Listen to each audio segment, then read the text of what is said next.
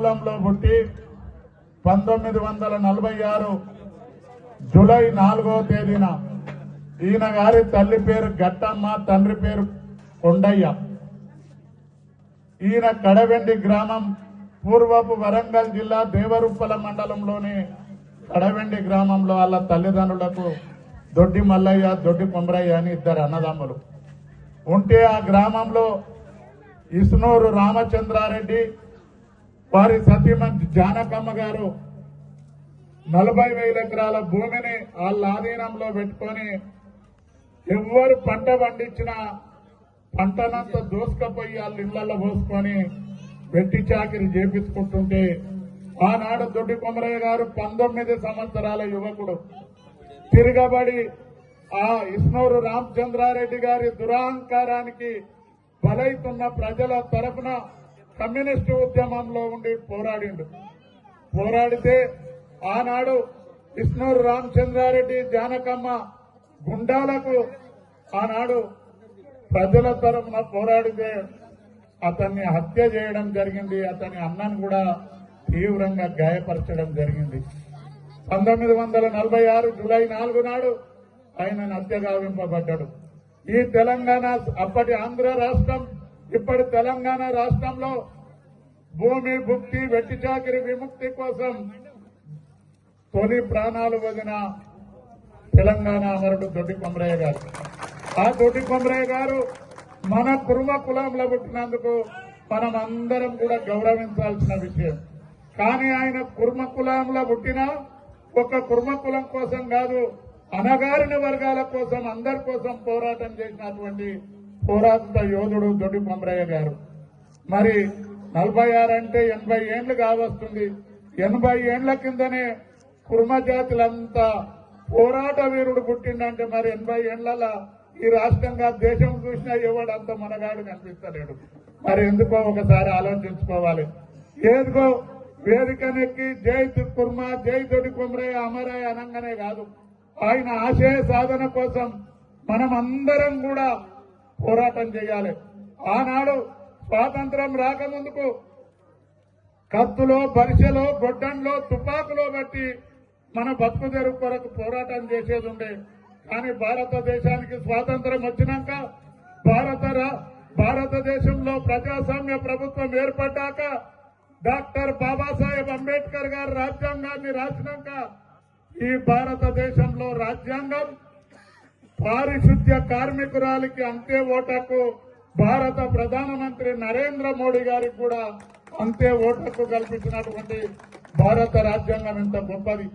ఇవాళ భారతదేశంలో ప్రధానమంత్రి గారి ఓటు లా ఉండదు, ఊళ్ళో సఫాయి ఊకే పెద్దమ్మ ఓటు చిన్నగా ఉండదు. అందరిది కూడా భారతదేశంలో 18 ఏళ్లు నిండిన ప్రతి ఒక్క పౌరుని ఓటుకు కూడా అంతే విలువ ఉంటది.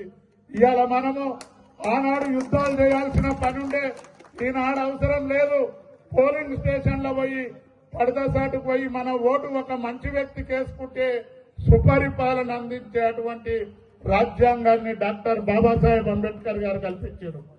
కానీ మరి సోదరులారా, ఇప్పటికీ ఈ భారతదేశంలో 86% ఉన్న బడుగు బలహీన వర్గాలు మరి రాజ్యాధికారానికి 4-5% దాటలేరు. మరి భారత రాజ్యాంగం మనకేం దక్కియలే. ఓటేయమంటేనే ఓటేస్తే మనకు రాజ్యాధికారం వస్తుంది. ఈ 86 కాదు, 86లో 34 మంది అమ్ముకున్నా సరే 51% వేసిన భారతదేశంలో ఉన్న 540 మంది ఎంపీలు, తెలంగాణ రాష్ట్రంలో ఉన్న 119 ఎమ్మెల్యేలు, దేశంలో రాష్ట్రంలో ఉన్న సర్పంచులు, కౌన్సిలర్లు అందరూ బడుగు బలహీన వర్గాలే గెలుస్తాయి. కానీ ఓట్లు రాగానే 300కో 400కో అమ్ముడు బేరం పెట్టి మాకు రిజర్వేషన్లు కావాలి అది ఇదని మన నాయకులు కొట్లాడతారు. సోదరులారా, యువకులారా, మీరందరూ కూడా భారతదేశ రాజ్యాంగం ఇంత ఈజీగా ఉంది, ఇంత మన చేతులలో పెట్టిన పెద్దలు మనము మన ఓటు హక్కును సద్వినియోగం చేసుకుంటే రాజ్యాధికారం కూడా మనకే వస్తుందనే విషయాన్ని నేను మనవి చేస్తా ఉన్నా. మడుము బంగారం కన్నా మాసం ఎత్త అధికారం గొప్పది. ఇవాళ ఈ ముచ్చెర్ల గ్రామంలో ఒక సర్పంచ్ అయితే, ఒక దళిత మహిళ గాని, ఒక అగ్రవర్ణం అక్క గాని, ఒక బడుగు బలైన వర్గాల సోదరుడు గాని సర్పంచ్ అయితే ఈ ఊళ్ళో ఒక ఇండస్ట్రీ పెట్టాలన్నా, ఒక గోడౌన్ కట్టాలన్నా భారతదేశంలోనే అత్యంత ధనవంతుడైన అంబానీ గాని అదాని గాని వస్తే శ్రీయుత గౌరవనీయులైన గ్రామ సర్పంచ్ గారి కానీ అర్జీ పెట్టుకోవాలి.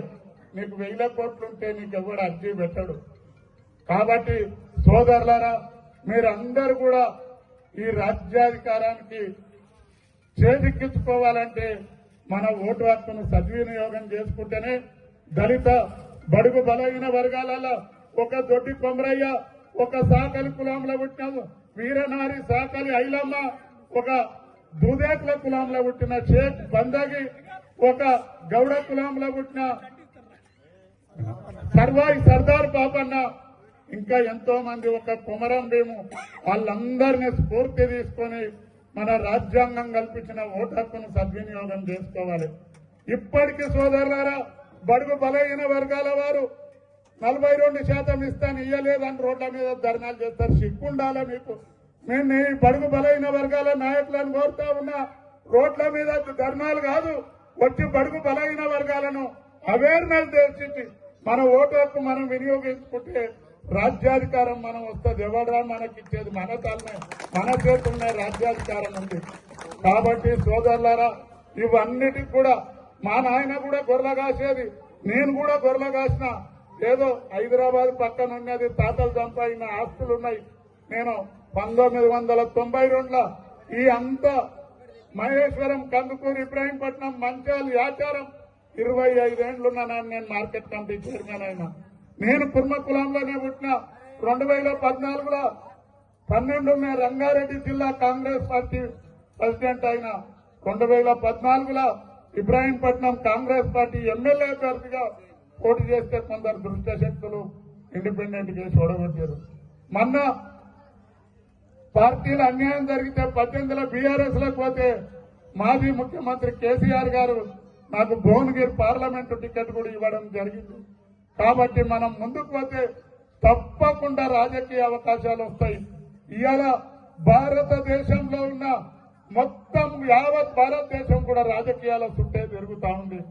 కాబట్టి ఈడున్న ప్రజలందరినీ కోరుతా ఉన్నా, అందరు పిల్లలను 1 ఎకరం భూమి కొనుక్కున్నా సరే, 1 ప్లాట్ కొనుక్కున్నా సరే, పిల్లలను మంచి మంచి స్కూళ్ళల్లో వేసి చదివిపించినాడే ఇంకా 10 ఏళ్లకో 20 ఏళ్లకో మన పిల్లలు కూడా సమాజంలో ముందుంటారనే విషయాన్ని మనం చేస్తా ఉన్నాం.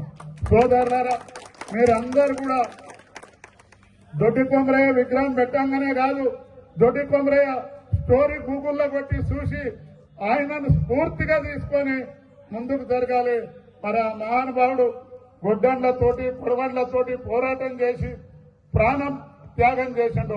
అంత అవసరం లేదు. మీరు కూడా మీ గ్రామంలో అందరికీ అవేర్నెస్ చేయండి. మన ఓటాకు విలువ చెప్తే రాజ్యాధికారం మనకు వస్తుందనే విషయాన్ని మనం చేస్తా ఉన్నాం. ఇంకొక విషయం, స్వర్గీయ సాంబశివుడు చెప్పేది, దొంగతనానికి 5 కలిసి దొంగతనానికి పోతే అందులో ఒక అగ్రవర్ణాలకు చెందిన వ్యక్తి గోడి ఉతన్నే ఉంటాడట. ఈ 4 దోపడికి దుంకబెట్టి దోసుకొచ్చినాక ఈ 4 తీసుకుపోయి ఆయన ఒళ్ళే పోస్తాడు, మంచి ఇస్తాడు, ఎంచుకొని వస్తాడు.